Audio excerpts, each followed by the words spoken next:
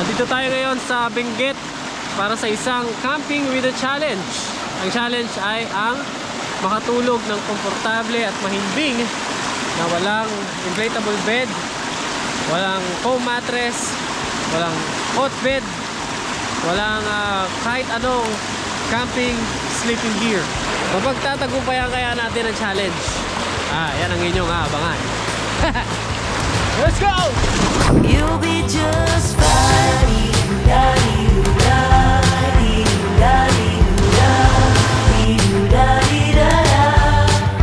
You'll be just fine. Welcome sa Stokwa, ang kwento ng mga budget meal adventures.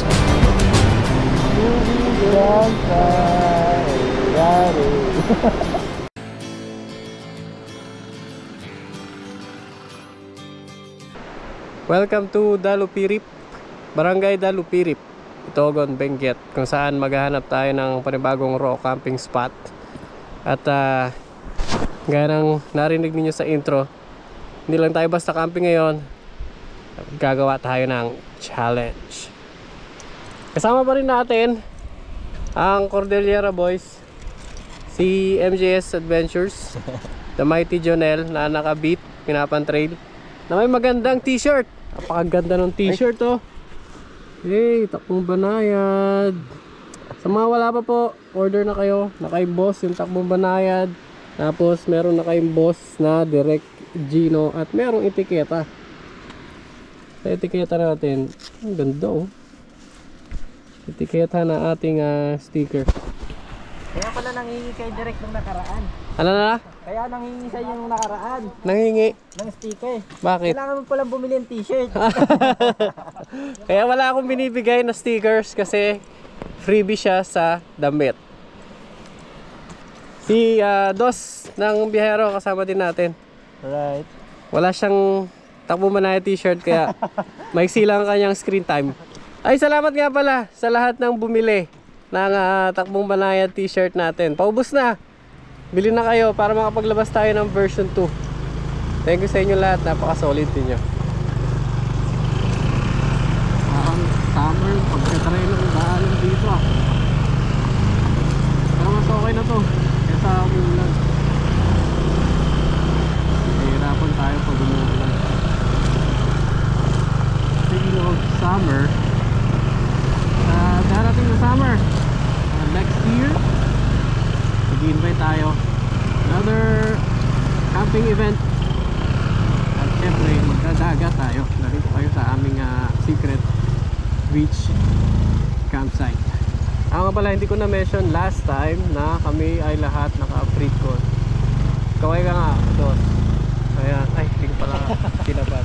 Kaway ka, Dos. Yan, narinig niya dahil siya naka-Freecon. Ano yung sa'yo, pre? FX. Kaway ka nga, Junel. Busy siya, suplado. Kaway ka nga. Yan, siya naman yung naka-KY Pro.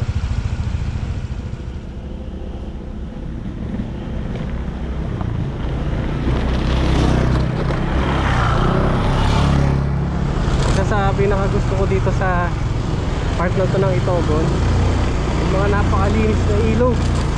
Hindi itong Agno River na malaki, ha, yung mga galing sa looban ng bundok at gubat. Napakalilinis talaga. Kaya kung mahilig ka sa raw spot at kaya mo naman mag-hike ng kaunti, hindi maubusan ng spot dito sa Itogon, lalo na dito sa Barangay Dalupirip. Oh, ayun, yun sa right. Ito na, dito na tayo pala eh. Oh, ayun sa right, oh. Yung malalim na part. Nung dumaan kami dito, hindi namin napansin yung ano, ayun o, yung nasa left. Pag ganun kasi kami, nagmamadali na kami. Meron palang pwestuhan dyan. Ganda ng ilog sa ano, dito. Tara, pasukin natin. Saan tayo? Dito sa may buhangin. Ano? So, sobrang open. Wala tayong lilim pag dito. Sige. Pero ang ganda ng ano niya, no?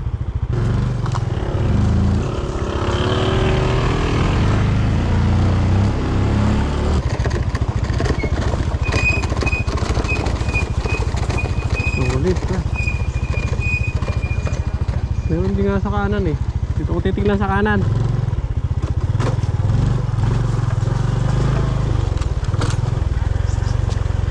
Woo!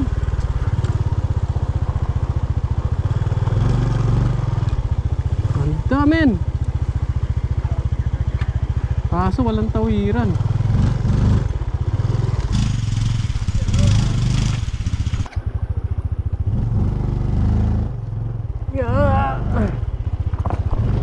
River crossing sa kanan ng magandang spot. Spirito ni Brother Eli, saniban mo kami. Woo! Sarap! Uy! Mga kaibigan, hindi nyo nakikita pero nakikita ko, napakaganda ng spot dito. Pak! Pak! Allah! Oh, ganda! Oh my goodness! Ang lino ng tubig! Isa sa best spot na napuntahan natin sa history ng pagmumotor natin at paghahanap ng raw camping spot. Napakaganda.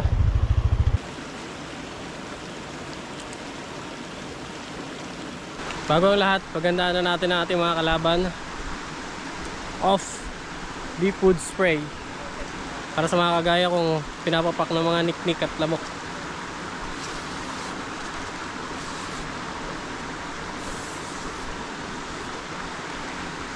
Gather na tayo ng ating materials para sa ating gagawing tulugan. Sana magawa natin. Parang may nakalam ng ating pagdating ah. Hinandaan tayo ng mga materyales na ating magagamit. At dahil itinabi nila ng maayos yan dyan, hihirami lang natin, susolidin natin.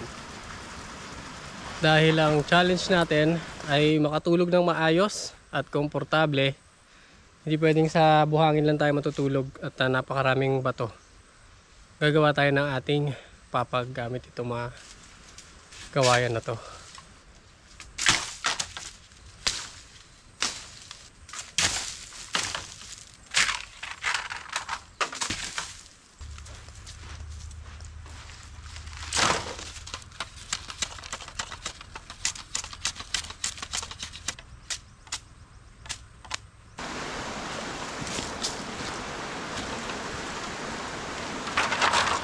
Bago natin simulan yung ating higaan, malamig muna tayo dito sa may mini falls at sinabi nilalagkit tayo.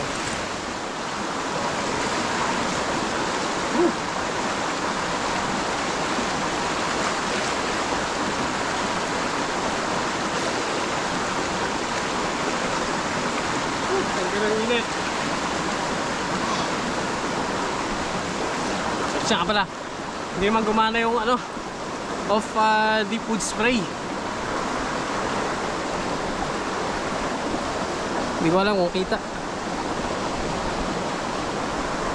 Gumana naman siya dun sa mga niknik dun sa may Mountain Province, yung nakarang camp natin. Pero dito yata, ibang variant yung mga niknik.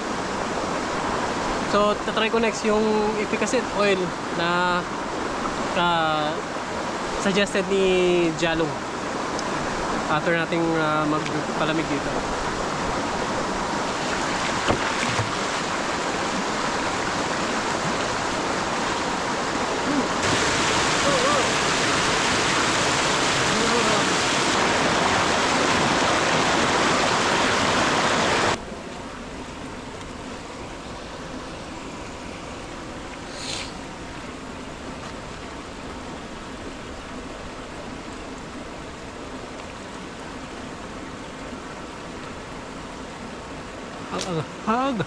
Ay! Ang original plan ko rito, itong mga kawayan mismo yung higaan natin.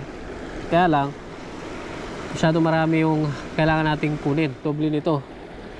So, naisip ko ay hiwain naman siya para madoble yung kanyang dami.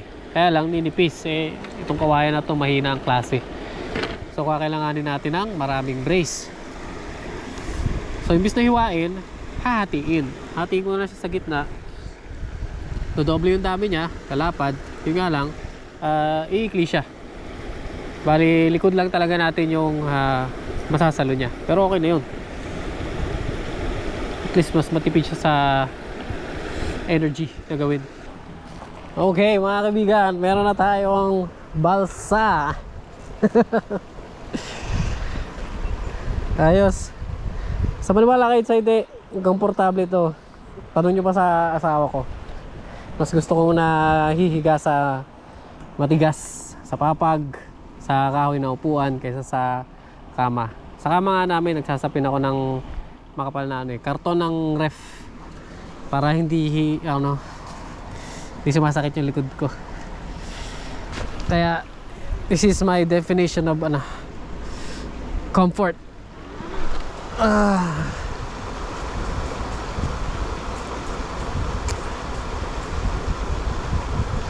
Pwede lang talaga magdala ng papag sa mga camping kaya lang mabigat uwan na, higaan pa. Ano na lang, shelter na lang. Mukhang hindi man uulan. So ang ating shelter ay simple lang, open. At hindi naman kalamigan dito kahit na nasa Itogon tayo, dahil nasa ibaba tayo ng kabundukan. Kaya hindi na natin kailangan gumawa ng saradong shelter. Tamang may palangga lang sa ulan kung sakali. Kaya nakumpleto na ang ating shelter at mukhang magiging komportable naman na ang tulog natin mamayang gabi. Gawa ng ating DIY papag. Gagawa tayo ng fireplace para kung sakaling lumamig na hus mamaya, dahil di man ako pamilyar sa klima dito, ay meron tayong pampainit. So dahil marami bato dito, ito na ang pagkakataon natin, gagawa tayo ng napakagandang fireplace na papainitin natin para sa magdamag ay merong nagpapainit sa ating nanlalamig na katawan.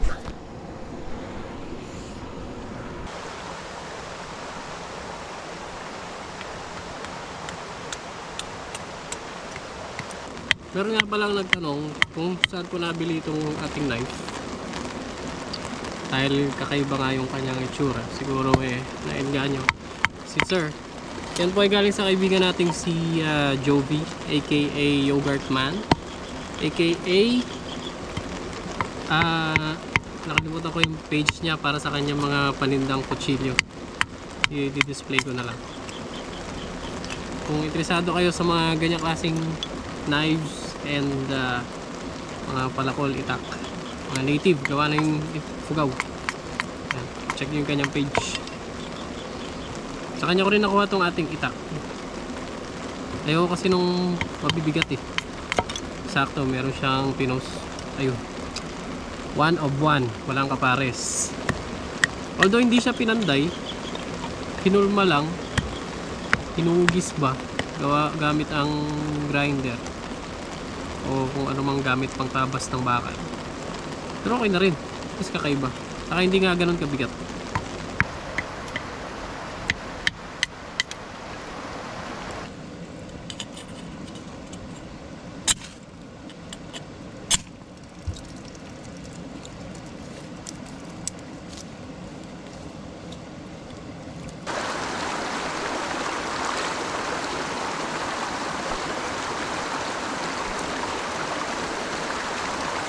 Sa wakas mga kaibigan, ay magagamit na rin natin ang ating bagong cast iron pot. At bakit cast iron pot? Dahil nung nakarang ako yung nag-live, marami sa inyo nagsabi na hindi nga healthy ang hindi healthy ang paggamit ng aluminum sa pagkain. Kaya naman sinunod ko ang inyong payo na tayo iiwas na sa aluminum. Sa mga hindi pala nakakasama sa ating live, wala akong schedule, random lang, pag natripan ko lang. Pero sa YouTube yon palagi, pag natripan ko, kwentuhan lang, tamang kamustahan. Kung may mga tanong kayo ganyan na hindi ko nasasagot sa vlog, Yun, doon tayo mag-usap-usap. Anong oras na, Janelle? 6:51 direct. Maaga pa mga kaibigan. Pero as usual, tayo naman ng huli dahil nagbigay na sila ng mga kanya-kanya nilang lutuin. Pero 6 pa lang. Hindi tayo abutin ng madaling araw. Pala, meron minsan nagtanong sa akin kung paano diskarte ko sa karne. Dati gumagamit ako ng Aqua Plus. Tapos sinubukan ko yung resealable bag na may yellow at asin. Tapos, nag-post si Pobreng Manlalakbay. Ito yung kanyang ni-recommend. And yes, mga kaibigan, effective. Ngayon ko lang pinomote sa inyo, gawa ng pangalawang beses ko pa lang siyang sinubukan at consistent ang kanyang performance. Meron ako ditong frozen. Pero hindi na siya frozen. Pero yung yellow ko, tubig na, syempre, kanina pa yan eh. Pero basta selyado siya. Last camping namin inabot ng 20 hours, malamig pa rin yung karne, wala siyang amoy. Tapos pag wala nang laman, pag dagdag bawas sa bitbitin, hindi kagaya ng Aqua Plus na mabigat pa rin at bulky pa rin pag kahit walang laman.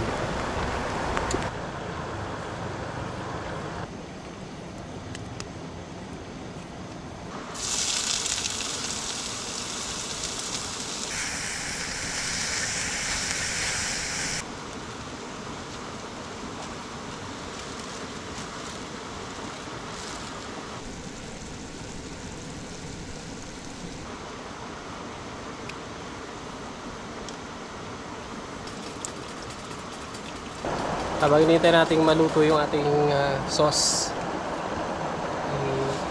roast na natin itong ating karne. Bumili ako kanina kasi akala ko nakapagtanghalian dito. Hindi naman pala. So i-roast na lang natin sa uling habang mayroon pa, para pagkain natin kinabukasan.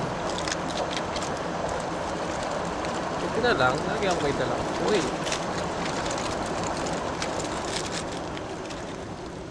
Mukhang hindi na kailangan ng midnight snack nila Junel. Dahil nakahuli na sila ng ano ba tawag yun sa atin? Hindi ko sure direct eh. Pero hindi pa Kape tawag sa amin yan sa Pangasinan eh. Ngayon pa lang titikim eh. Pero hindi talaga yan yung ating i-feature, kundi yung kanyang wood stove. Ganda. Pero kalaki yan kapag nakaligpit. Yan lang, nasa baba niya direct. Okay, ini-stack lang siya, pinapagpatong-patong lang. Direct. Ganda. Ganda ng apoy nyo. Angat mo nga, pre. Ayan concentrated sa Tapos may sword, no? Direct. Hindi gaya dun sa gamit natin na hindi kagaya dun sa bakit di na ako may lawan. Hindi kagaya dun sa gamit natin na wood stove. Sorry kung overexposed ako. Ito, maganda yung airflow. Yung sa atin kalat eh. Para na siyang rocket stove. Yun nga lang, mas bulky siya kaysa dun sa natin gamit. Kasi yun, natutupi. Pero mas maganda yung apoy nito.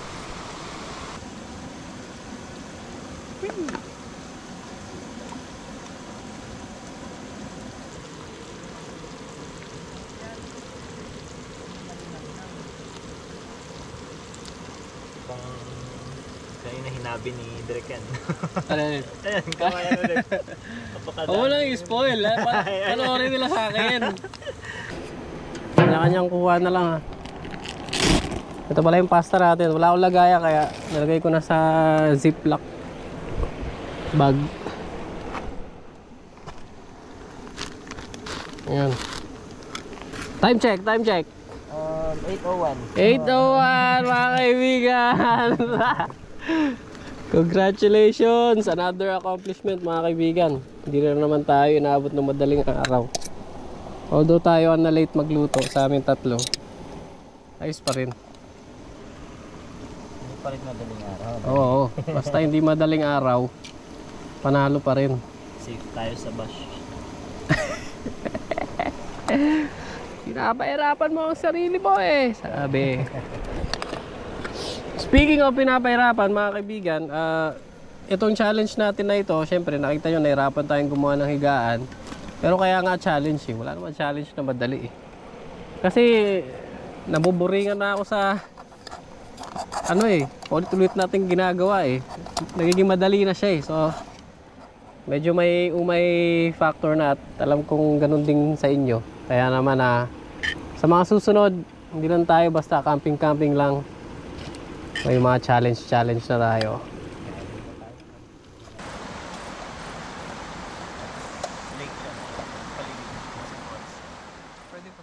Time check. Hey. 9:05 mga kaibigan. Dati-rati yung mga ganitong oras, ano pa lang tayo. Nagluluto pa lang. Actually hindi, naghisiga pa lang. Matutulog na tayo. At sana mahimbing ang ating tulog ngayong gabi. Ngayon ko naman, ang inaalala ko lang ay yung lamig. Dahil naka-open setup tayo. Pero yung init ng bato na sinigop niya kanina mula sa apoy, ano pa naman, nararamdaman ko pa naman dito sa loob ng ating tarp. Hindi ko lang alam kung hanggang anong oras. Saka walang lamok in fairness. Pahinga tayo. Sana ganito lagi. Maaga matulog. Alright. Tomorrow mga kaibigan, kung magiging mahimbing ba ang tulog natin dito sa ating kawayan, alalaman natin. Kaya update ko kayo kung ako magising mamaya madaling araw.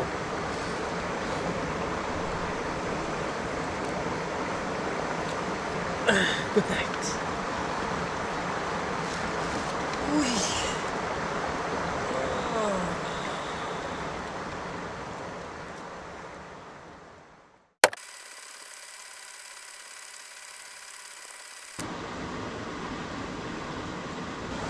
Update 1:22 na madaling araw.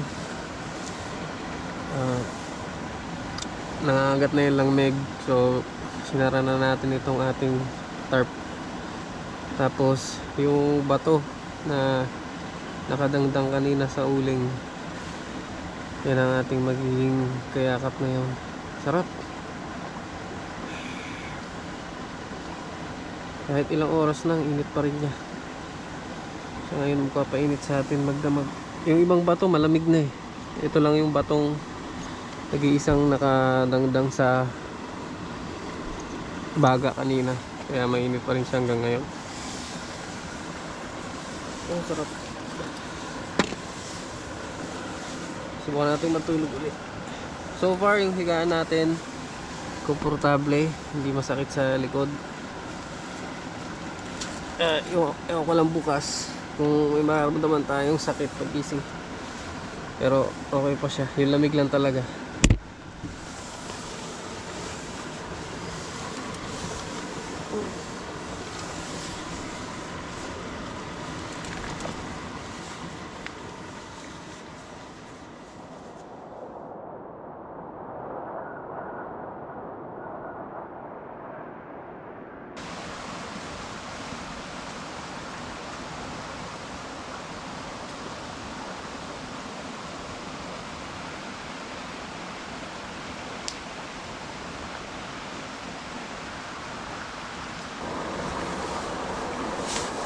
Ang tanong ngayon, komportable ba ang ating nagitulog?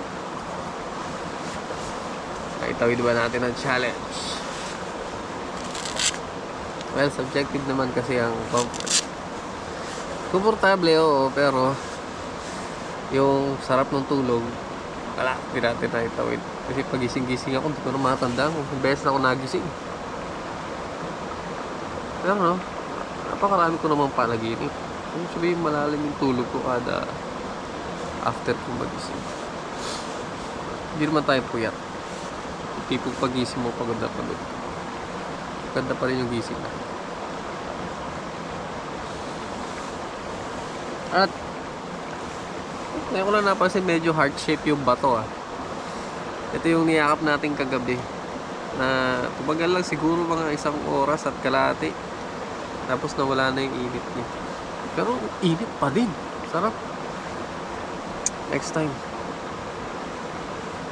Dadamihan natin yung batong idadagdang sa apoy. Yung puso pala siya.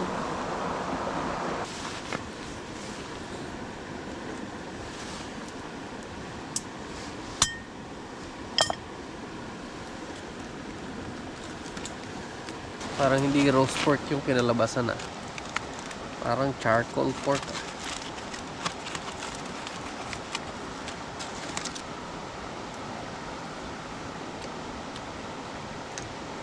Luto nga ba? Parang hindi luto yung iba.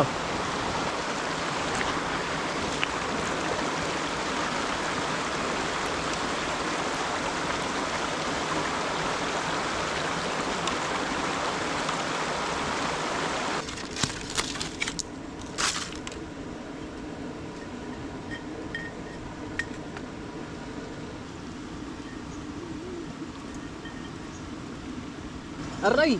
Gago ka. Alip na aso to oh. Hindi marunong kumagat ng marahan. Hindi ka ganun kakagat ha. At marahan lang. Hindi na kita bibigyan ulit eh. Oh. Liga. Isa pa. Ah.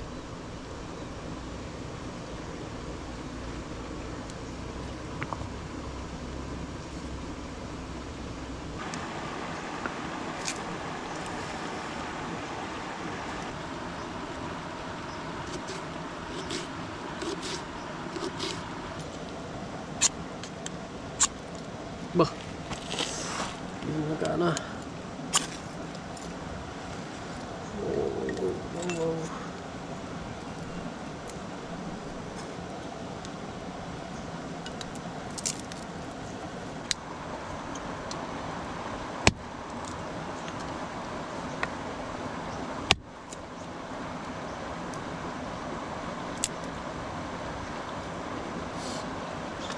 Yung ating roasted pork, gagawin nating pork floss.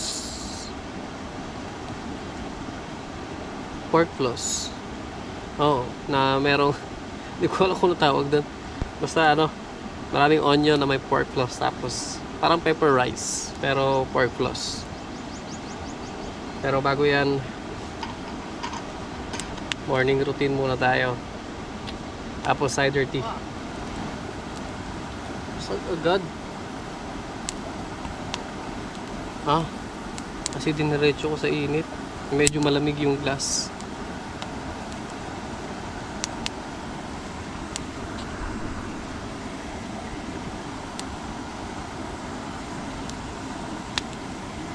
Wala na agad ang ating garapon.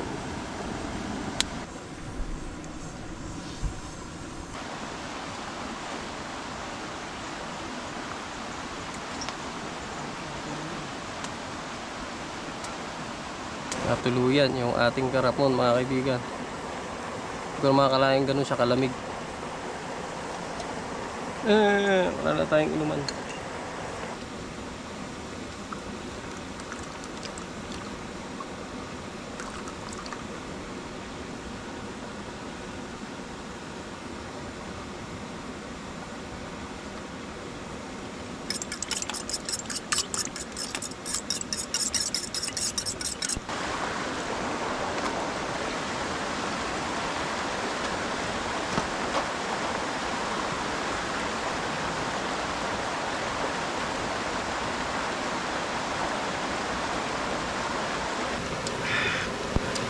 Sa mga bago sa channel natin, itong ating morning beverage, apple cider tea.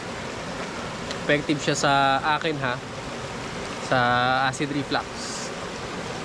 Tapos hindi ka kaagad magugutom.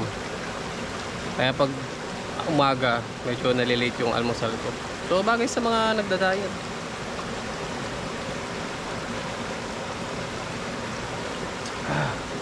Nag-iwan na rin pala ako ng ano natin, sinaing. At dahil gamit natin yung takip ng ating pot, sana hindi masunog yung tinakip kong plato na kahoy.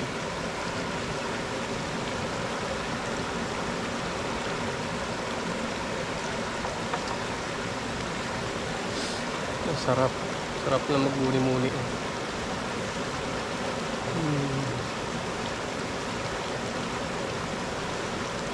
Diba, ganun talaga ang lugar, no?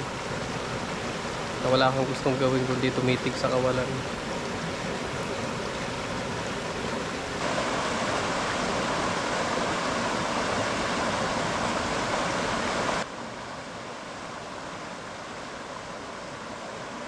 Medyo napasarap yung muni-muni natin. Natutong yung ating kanin. Okay lang, sa gilid lang naman pala. Hindi siya lasang tong. Tutunin natin yung ating pulled pork onion, kung tatawagin doon.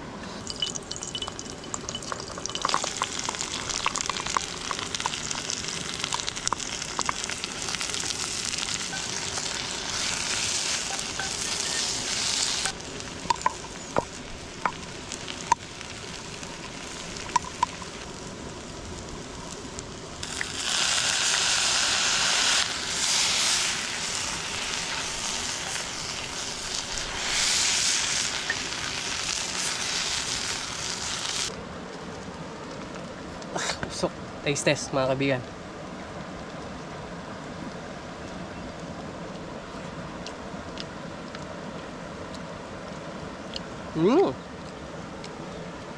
Alright, pwede na.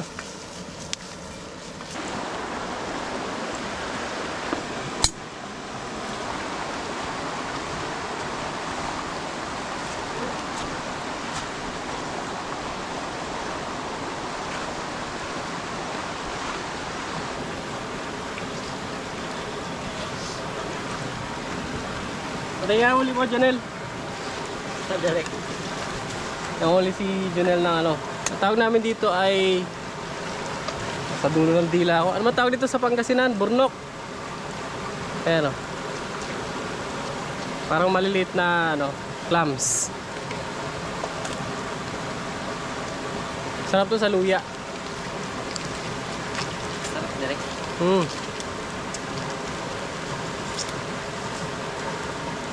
Pakulo mo sa luya. Sarap niyan.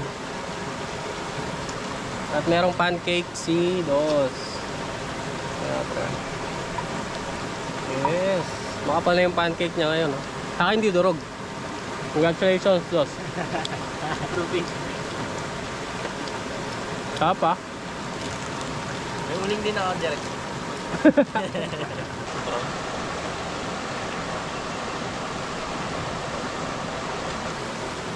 Sarap naman yung ating ano, pulled pork onion.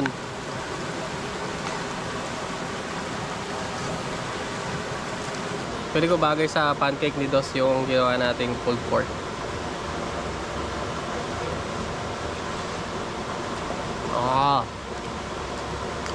Perfect combination. Kasi pang tinapay talaga ito eh. Palaman sa toasted bread. Pag yung plato mo direct ah. Dito na tayo magkape sa Magic Bao ni Dos. Tignan natin ang lasa kung sa bao iinom ng kape. Ay mga pala, salamat sa nagbigay ng kape doon sa nakaraang tambay ni Fridcon. Brother, pasensya na, hindi ko pa nadadala. Pero natikman ko na siya sa bahay. Tapang! At salamat din syempre sa lahat ng mga nagpunta doon sa ating tambay ni Fridcon. Abang-abang lang kayo sa, hindi ko alam kung anong buwan, basta next year magkakaroon ulit yan. At mas masaya dahil tayo nang mag-host para siguradong may enjoy nyo yung stay nyo, hindi yung manonood lang kayo ng introduction ng mga vlogger at sponsor. Moment of truth, tingnan natin kung may pagkakaiba sa lasa.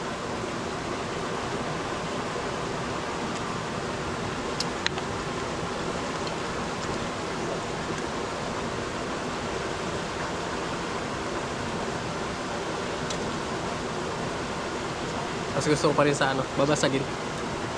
Ceramic o kaya glass. Bago maligo, efficacent oil, anti-niknik. Para sa mga insekto nangangagat, efficacent oil. Ganito pala feeling ng mga manananggal. Ganito pala feeling ng mga manananggal.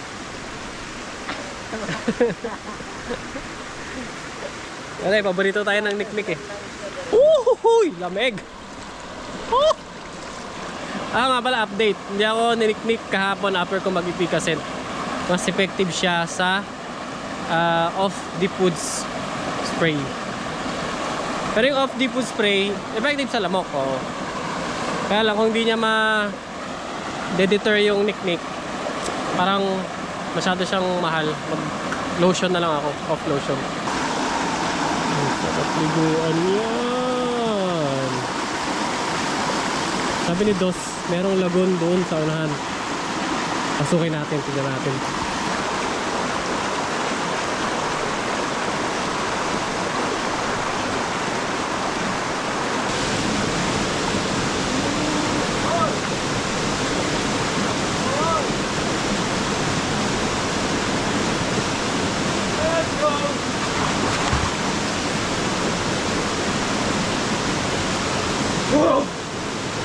Pero yung mga nakikita ko lugar sa ano eh, mga lamig.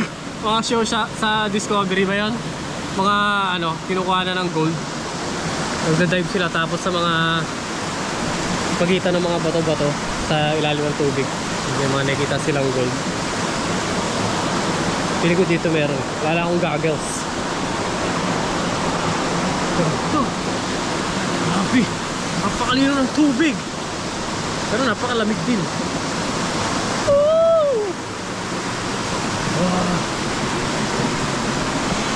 Mga hidden gems na na-experience mo lang sa raw camping.